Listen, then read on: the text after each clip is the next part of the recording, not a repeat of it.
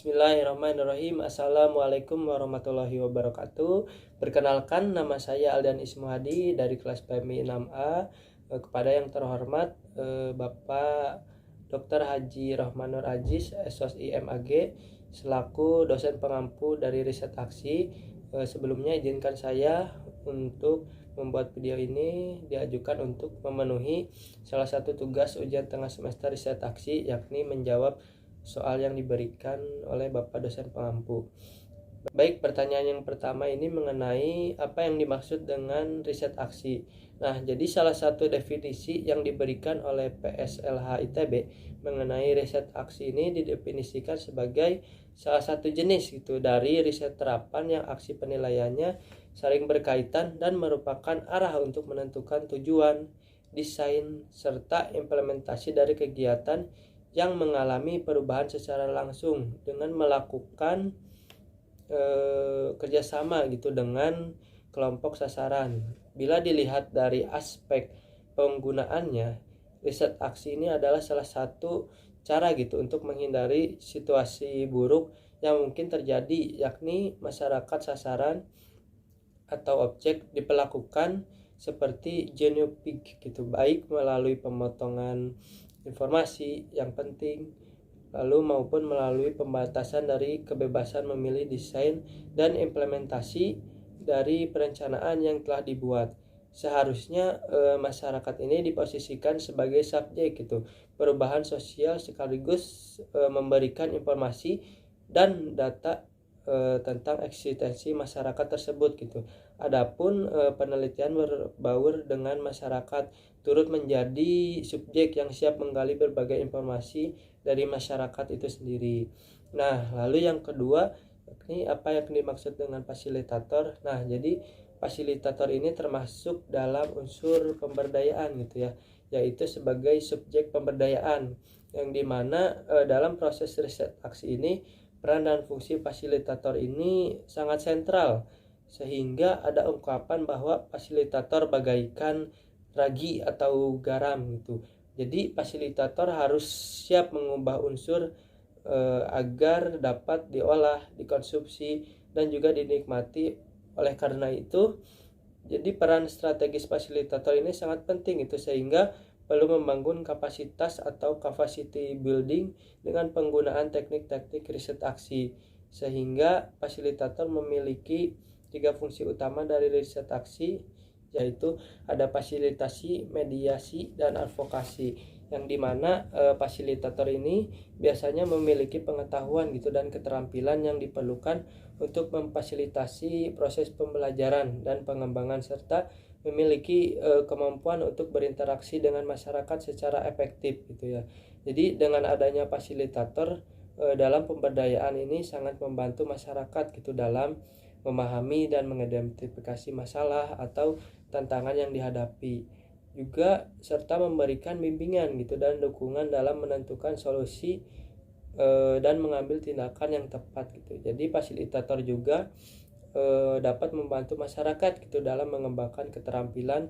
dan strategi yang diperlukan untuk mengatasi masalah dan memperbaiki kondisi sosial, ekonomi, dan lingkungannya mereka Lalu selanjutnya ada yang dimaksud dengan partisipan Nah, partisipan ini juga termasuk ke dalam unsur pemberdayaan yang dimana partisipan ini yaitu objek yang diperankan menjadi subjek pemberdayaan Jadi partisipasi dalam pemberdayaan ini merujuk pada individu atau kelompok secara aktif yang terlibat dalam suatu program atau kegiatan pemberdayaan. Nah, partisipan ini sangat penting dalam pemberdayaan karena mereka memiliki pengetahuan dan pengalaman yang unik tentang kebutuhan dan tantangan yang mereka dihadapi oleh komunitas atau tempat tinggal mereka Lalu dengan memperhatikan partisipan, jadi program atau kegiatan pemberdayaan dapat menjadi efektif nantinya dan relevan dalam memenuhi kebutuhan dan aspirasi masyarakat yang dilayaninya. Lalu yang terakhir ada mengenai apa yang dimaksud dengan pilar pemberdayaan Nah, jadi pilar pemberdayaan ini dalam pemberdayaan masyarakat adalah sebuah konsep pembangunan itu ekonomi yang merangkum nilai-nilai sosial gitu. Jadi konsep pembangunan ini mencerminkan paradigma baru pembangunan gitu atau pilar dalam pemberdayaan, yaitu bersifat seperti yang pertama ada berorientasi pada masyarakat atau people centered. Lalu yang kedua ada partisipasi atau participatory.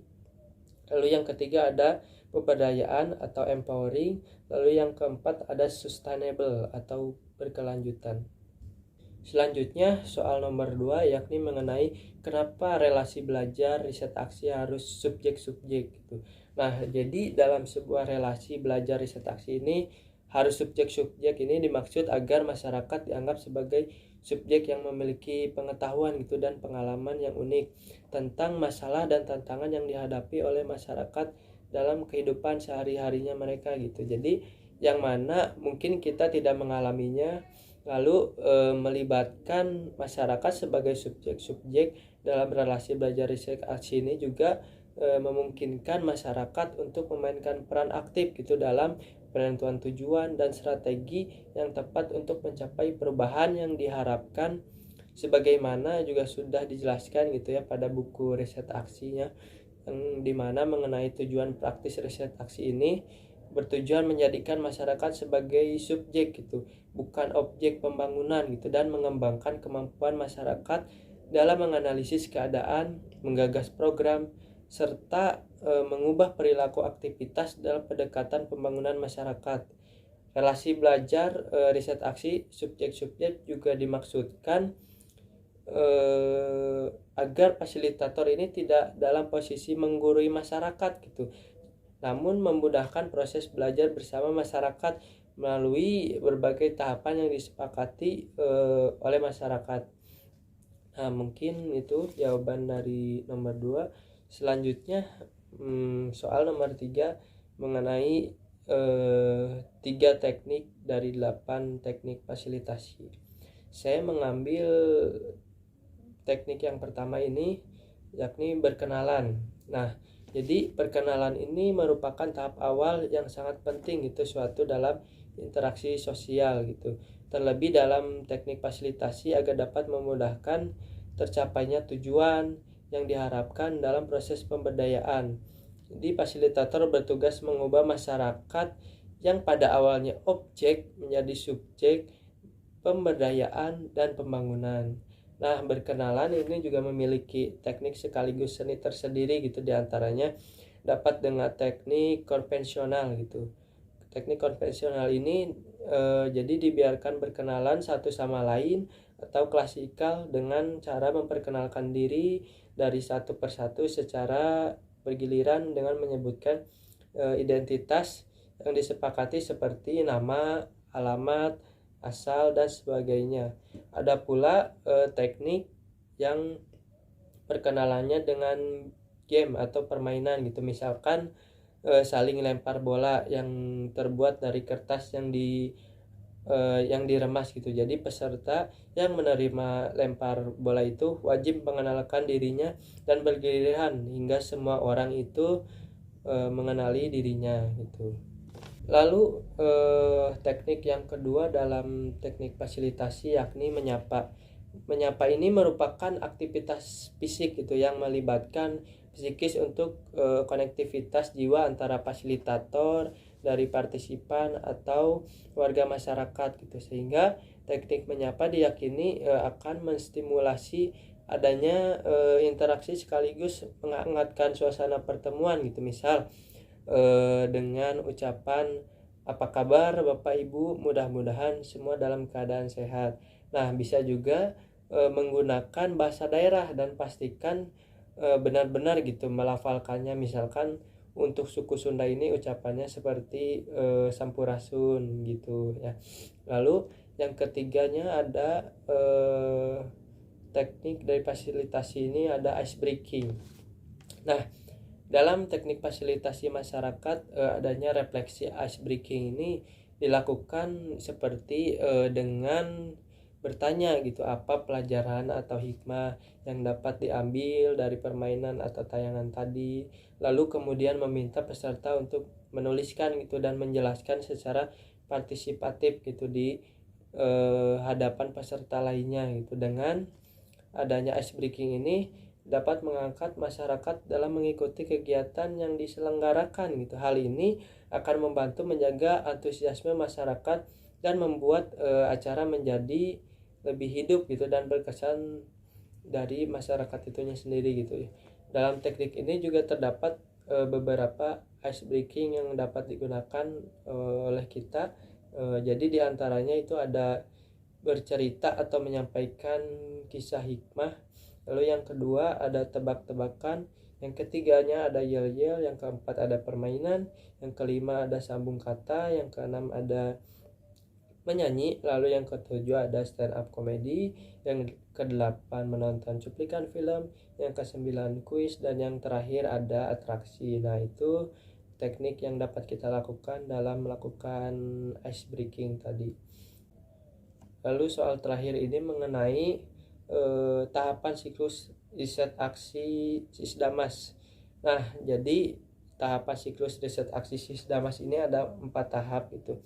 Yang pertama ini tahap siklus 1 yaitu sosialisasi awal rembuk warga dan juga refleksi sosial gitu, yang dimana dalam sosialisasi awal ini tentunya harus dimulai diskusi gitu dengan memperkenalkan diri dengan menjelaskan dari maksud serta tujuan, yaitu untuk belajar bersama masyarakat gitu. Jadi bukan menggurui gitu seperti yang tadi sudah dijelaskan. Lalu serta kemudian menjelaskan bahwa kita atau mahasiswa dari tempat yang berbeda, maka masyarakat ini diminta untuk aktif gitu memberikan informasi tentang masyarakatnya sendiri gitu. Juga rembuk warga jadi harus diminta difasilitasi oleh pemerintah setempat gitu, seperti ada RT, RW dan Kades gitu, supaya masyarakat ini datang gitu dan juga berkumpul serta berdiskusi, kemudian melakukan refleksi sosial yang mana berkaca tentang konsep diri, menggali apa yang ada di masyarakat, dilakukan dengan cara memberikan kertas dan spidol atau pulpen kepada setiap warga. Lalu mereka menuliskan gitu apa yang menjadi masalah atau kebutuhan di masyarakat ini serta potensi yang ada di masyarakat. Lalu yang terakhirnya kegiatan klasifikasi kesejahteraannya, di mana kemudian seluruh jawaban ini nantinya itu direkap, dikategorisasikan dan disimpan serta disimpan itu pada kertas pleno atau pada papan tulis, kemudian didokumentasikan. Lalu yang kedua yakni tahap siklus 2. Lalu selanjutnya tahap siklus kedua ada pemetaan sosial dan organisasi masyarakat gitu. Sebagai mahasiswa yang datang ke suatu tempat, tentunya melalui warga sekitar menyediakan tempat yang cukup luas gitu ya untuk pemetaan sosial nantinya. Nah, pemetaan sosial ini seperti membuat peta tematik yang dibuat oleh masyarakat setempat gitu dengan saling berdiskusi. Kemudian sebuah petanya itu menggambarkan mengenai kondisi geografis dari desa itu sendiri gitu. Nah, dilanjutkan dalam perorganisasian masyarakat gitu dengan memilih siapa yang akan melanjutkan program pemberdayaan. Misal ada dari Karang Taruna atau remaja masjid. Jadi itu sesuai dengan kesepakatan bersama. Nah, selanjutnya tahap siklus 3 yakni perencanaan partisipatif dan sinergitas program. Yang data yang ada pada tahap siklus sebelumnya itu diolah data yang hasil pemetaan ke dalam bentuk dokumen perencanaan oleh organisasi masyarakat yang sudah dipilih tadi dengan menggunakan bahasa kegiatan seperti stunting gitu. Bahasa kegiatannya perbaikan gizi anak gitu dan lain sebagainya. Mungkin dalam perencanaan partisipatif ini dilakukan bersama masyarakat dengan prinsip kesetaraan, demokratis dan keadilan gitu. Kemudian identifikasi dengan menentukan prioritas permasalahan utama gitu. Jadi programnya itu yang paling urgen dengan memegang prinsip pembangunan harus berdasarkan konsep good government gitu. Yang terakhir dalam tahapan siklus yakni yang keempat ada pelaksanaan program dan pemantauan. Pelaksanaan program sesuai dengan dokumen perencanaan partisipatif hasil dari prioritas sesudah program selesai kelompok kerja masyarakat ini akan melaporkan hasil pekerjaannya kepada organisasi masyarakat gitu yang memfasilitasi pertemuan warga bersama pemerintah desa untuk melakukan pemantauan dan evaluasi hasil dari temuan direkomendasikan sebagai bahan tindak lanjut gitu pada program berikutnya. Dan organisasi masyarakat ini menerbitkan berita acara hasil pemantauan dan evaluasi gitu yang menerangkan bahwa pelaksanaan program telah dilaksanakan gitu, dan apabila strategi program tidak terlaksana maka harus direfleksikan kembali dengan mencari kembali masalah dari awal tahap siklus tadi.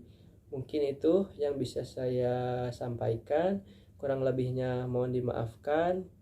Akhirul kalam, wassalamualaikum warahmatullahi wabarakatuh.